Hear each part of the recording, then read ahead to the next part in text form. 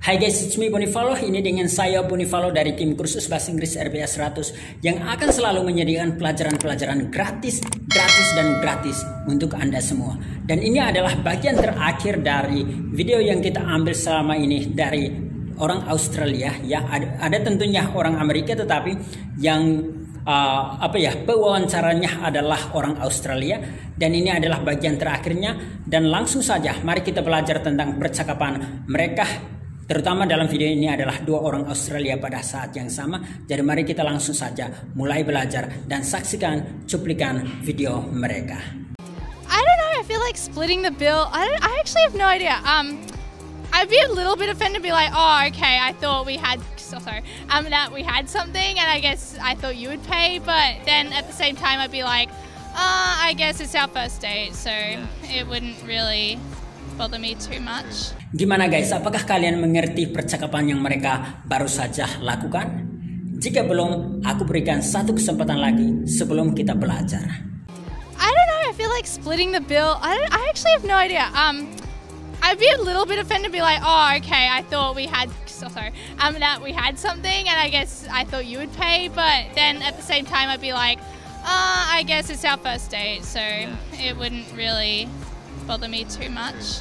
Hai guys, welcome. Selamat datang di bagian pembahasan dalam video kita kali ini. Ini adalah sesuatu yang sangat menarik untuk kita bahas ya. Anda baru saja menonton sebuah video yang mana dua orang Australia ngomong dalam bahasa Inggris, dan mari kita bahas apa yang perlu kita bahas. Mungkin ada kosakata yang tidak Anda ketahui atau Anda butuh penjelasan. Mari kita mulai.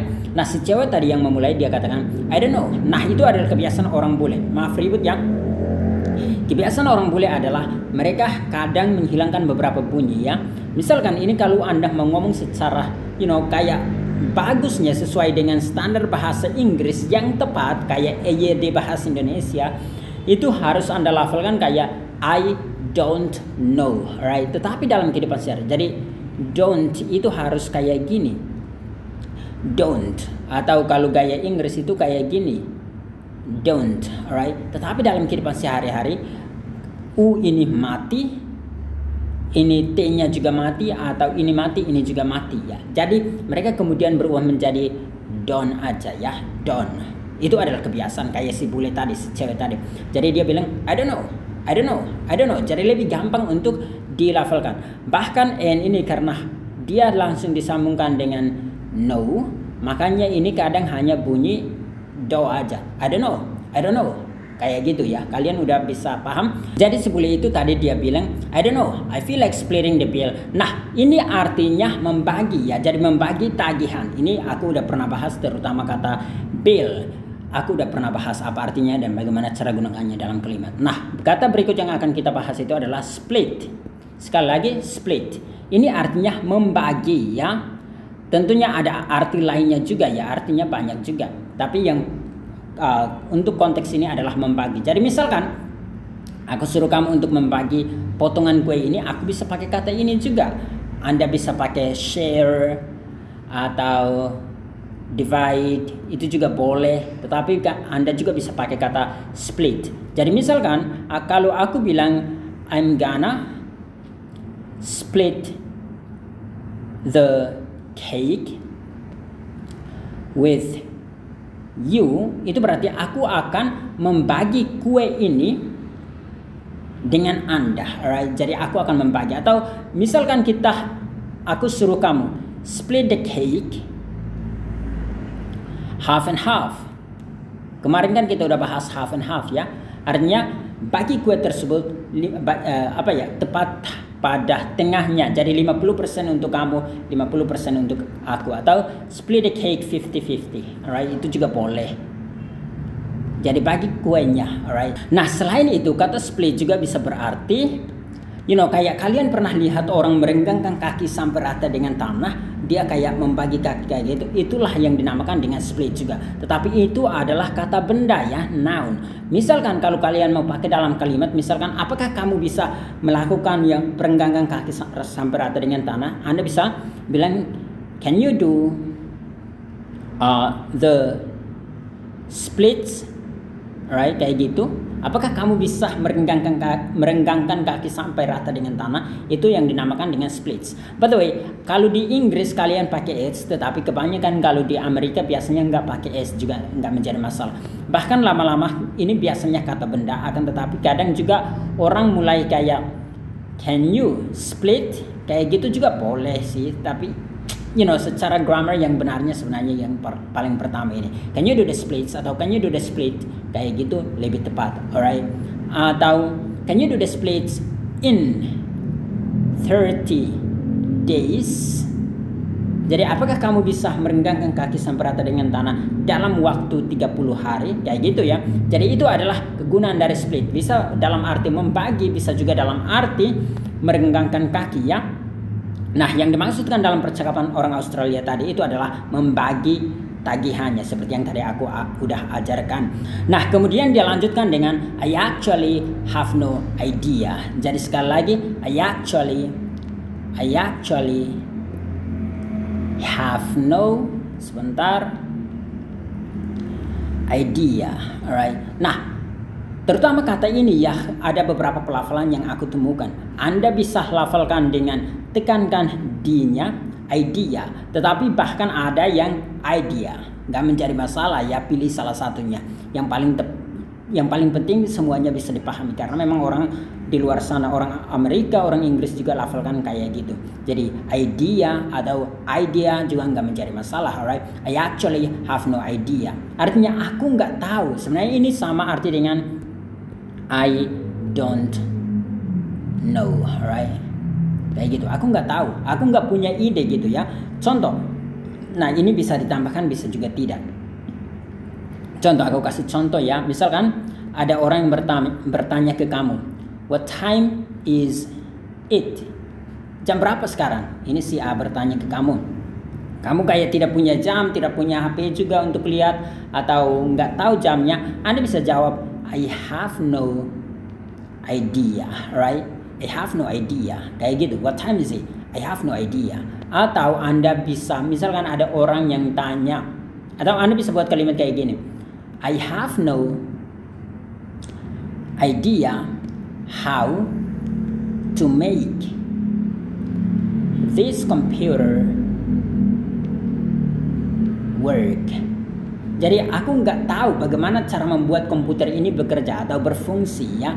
Itu kira-kira arti dari ini. Jadi bisa aku nggak tahu atau aku nggak punya ide, nggak menjadi masalah. Bahkan ada orang bilang I don't have atau have any ideas. Tapi ini dia seolah-olah lebih ke aku nggak punya ide sama sekali ya. Jadi silahkan Anda pakai ini. Kalau misalkan Anda tidak tahu, enaknya adalah pakai I have no idea. Bahkan tadi aku juga temukan opini dari seorang dari Amerika, dia bilang mereka juga bisa pakai ini, I haven't the slightest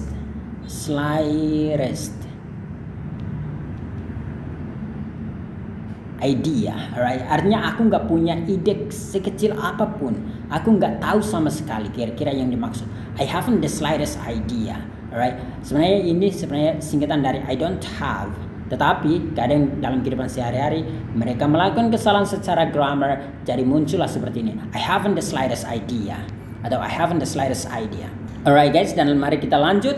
Nah, dia lanjut kemudian bilang I'd be a little bit offended, be like, oh okay, I thought we had that we had something. Nah, yang dimaksud dengan we had something di sini adalah kayak kita punya sesuatu. Dalam hal ini kita punya relasi atau hubungan bahwa Anda adalah pacar saya dan saya adalah pacar kamu. Saya pikir kita punya kayak gitu, jadi kamu yang bayar kayak gitu ya.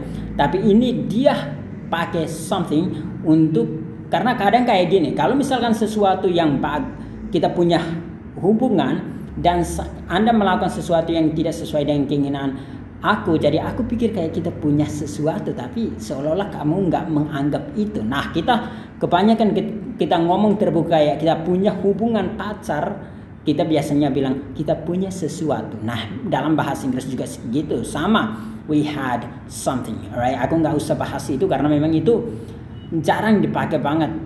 Sesuaikan dengan kondisi Anda aja, kayak gitu ya.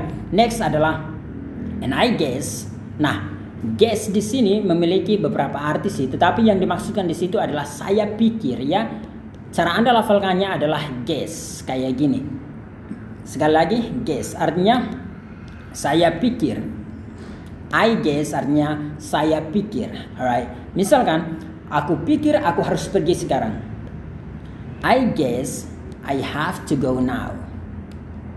Alright, kayak gitu. Atau I gotta go now. Gak mencari masalah, alright. Jadi I guess I gotta go now. Atau Anda bisa katakan I guess I need to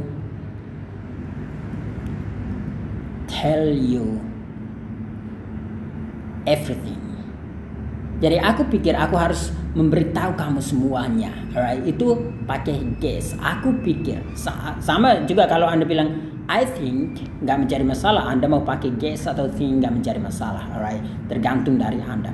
Tetapi kata guess ini juga memiliki arti kayak menduga, menerka. Misalkan aku terka umurnya kira-kira 20-an. Anda bisa katakan I guess, alright. Aku terka atau aku duga his age is around 20s, alright. Biasanya tulisannya kayak gini. 20s, alright, 20-an gitu ya. Atau Anda bisa ketimbang bilang 20-an, misalkan Anda langsung saja bilang 20, alright, 20 atau 20, alright. Jadi kayak gitu. Jadi aku pikir umurnya biasanya kalau tepat itu kita nggak pakai around lagi ya, karena around itu biasanya kayak dari sini ke sini. Jadi kalau bilang aku duga umurnya 20. Nah, Anda bilang I guess his age is 20 atau I guess his age is around 20s. Alright, jadi kayak gitu. Aku pikir umurnya sekitar 20-an. I guess his age is 20s or around 20s. Alright, kayak gitu ya. Atau about 20s juga nggak mencari masalah. Itu artinya sekitar. Kita langsung lanjut ke berikut. Then I thought. Nah, makanya ini dia pakai pertama I guess, kemudian dibilang I thought, nggak mencari masalah. Itu memiliki arti yang sama. I guess, I thought artinya aku pikir, atau itu dalam bentuk past. Tetapi kalau Anda mau pakai dalam bentuk present juga nggak mencari masalah, yaitu I think you would pay, but then at the same time. Nah, kata at the same time aku pernah udah bahas, tapi di video yang kira-kira durasinya sekitar 30-an menit atau 40-an menit. Jadi kalau bagian teman-teman yang belum nonton video itu, aku mau jelaskan sedikit saja. Karena di sana aku jelaskan dengan sangat bagus di sana. At the same time itu artinya pada waktu yang sama ya. Maaf. Jadi misalkan pada waktu yang sama Anda tertawa dan menangis, atau mungkin this show will make you cry and laugh at the same time. Jadi artinya pertunjukan ini akan membuat kamu menangis dan tertawa pada waktu yang sama. This show will make you cry and laugh at the same time. Alright, kayak gitu. Jadi pada saat yang sama. Atau I can't understand you all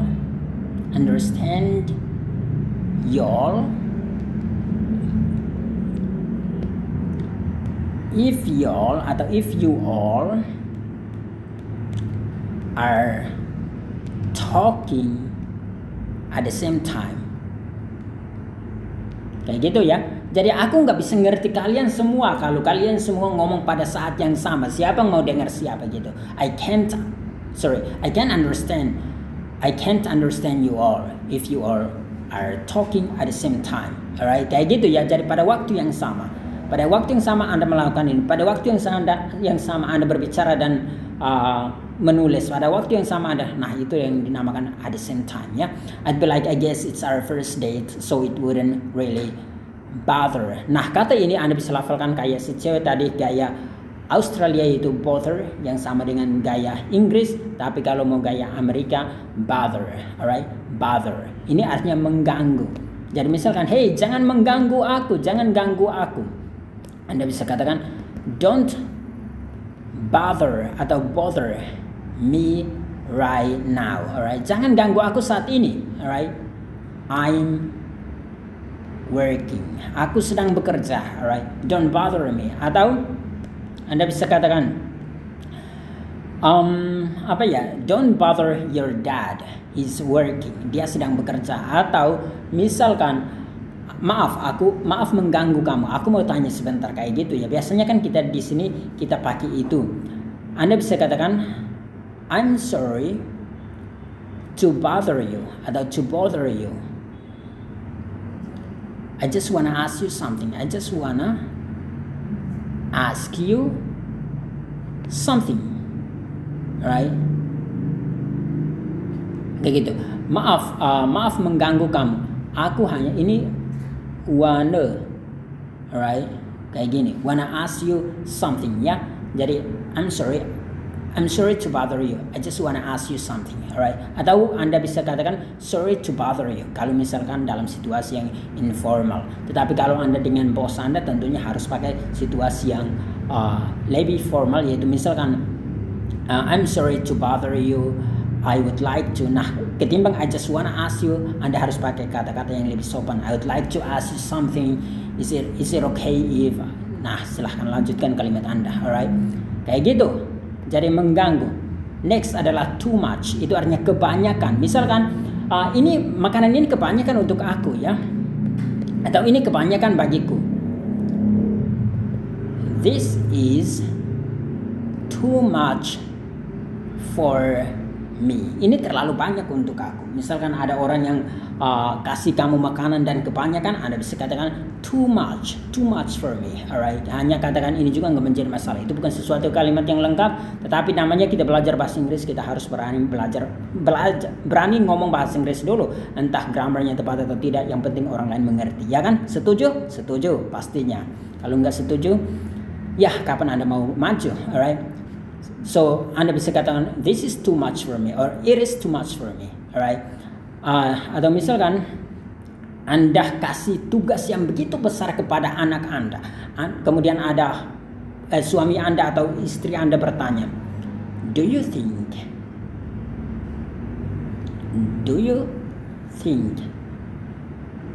that's not too much for her?